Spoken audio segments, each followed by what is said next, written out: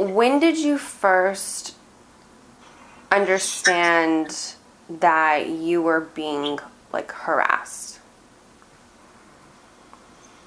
Like, what age do you think you were when you were like, oh my God, you know, this person's, you know, really in my space and won't leave me alone?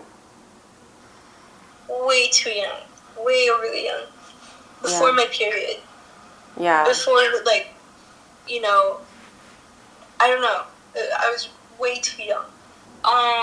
Like, whenever that happens on a routinely basis, it really, when you're at a young age, it fucks up your ability to understand what is okay and what is not, because you've never been exposed to this before. And because, you know, it's, you know, that's not supposed to happen, you know, like, that's not okay, but at the same time, is that what's going on? Does this mean that or not? Right. You know? Yeah, so when did you realize that, like, this is harassment and, you know, like, I'm saying no to this, you know? Yeah, I was 8. I was in my dad's office, and someone there in that moment wouldn't leave me alone, asking me, you know, obviously I didn't want to talk to them. Mm-hmm. Obviously I didn't like them. Obviously at a time they forced this sort of like bond or whatever that's really, you know, fucked up in all sorts of ways. And then I remember that moment specifically where you know, I was watching like whatever, like YouTube, and they're asking about it, and I was solving the Rubik's Cube, which I learned at Cyberbulling or whatever. So I was just doing that because I was bored as fuck at my parents' office, you know, area, and that's when, you know, like he pulled up the seat like really close to me on purpose, and I got really uncomfortable, and that's when, you know, I talked loudly because I knew my parents were around. I knew they were close by. What'd you say?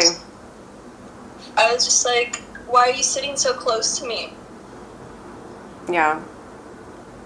And, you know, I said, you can look up how to solve it on the website. That's how I learned. Like, you don't have to ask me. I don't want to talk to you. Yeah. Like, that's it. I can't understand what makes a person cause that much damage. I think it's preferable to be, you know, to have murdered someone than to have done that. Everyone noticed it. Everyone's like too chill. Everyone's too chill. They don't want to cause a scene. They don't want to disrupt the vibe. And I get that. I get it. It's chill, you know, we're trying to have a good time. Alright, there's this one, you know, fucker who's like trying to mess this up. Let's not let him. Let's not give him that power. That's just like how, you know, they've learned to gain the trust of other people without, or like still being able to violate, you know, someone else's safety. Is there a moment that strikes you the most when you were catcalled the most around, you know, like if you were dressing up a certain way or like being around certain people? For whatever reason, maybe it's because how it is in comparison, but during winter it happened more, just because I never had the proper winter attire, and sometimes, you know, they won't be honest to themselves, or they won't see, or they won't allow themselves to be, because of whatever reason. And shows that they do not view women as equal. They are not equal to them in their mind at all. So it is okay. They are not a threat at all, because in their mind, women are set, you know, to a much lower like category than they are. It's just, it doesn't take a lot, you know, does not take a lot. We are equal. I don't know who you were raised by. I know it's our society, but like really, you know, what's going on that you really do not see women as equal.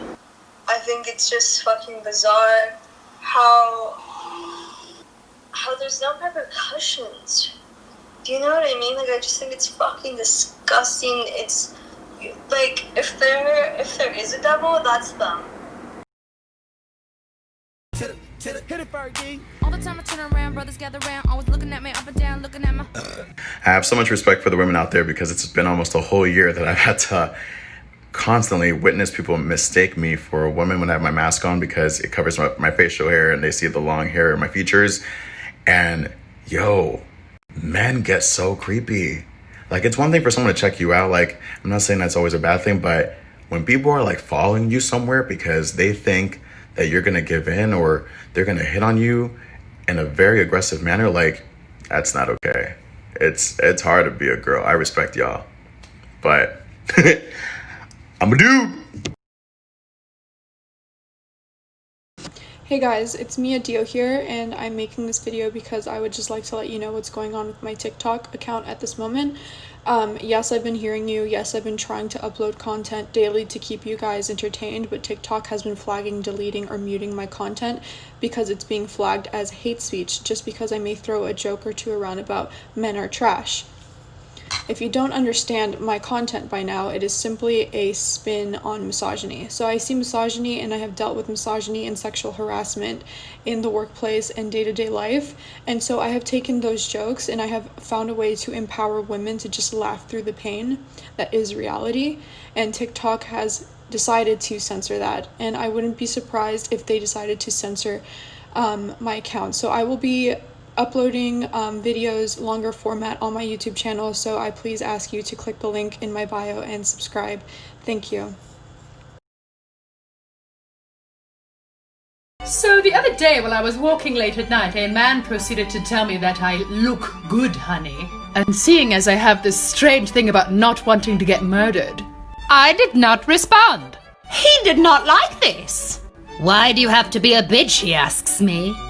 I'm sorry, did you want the Nobel Peace Prize for having eyes? The Olympic gold medal for functioning corneas, perhaps? I hear they hand it out in the same ceremony as university degrees for shedding skin cells. Bitch, I know I look good. I went to the store and bought these clothes. I carefully budgeted price against style and came out looking like an approachable Catwoman. You don't have to tell me. I did it on purpose, stupid.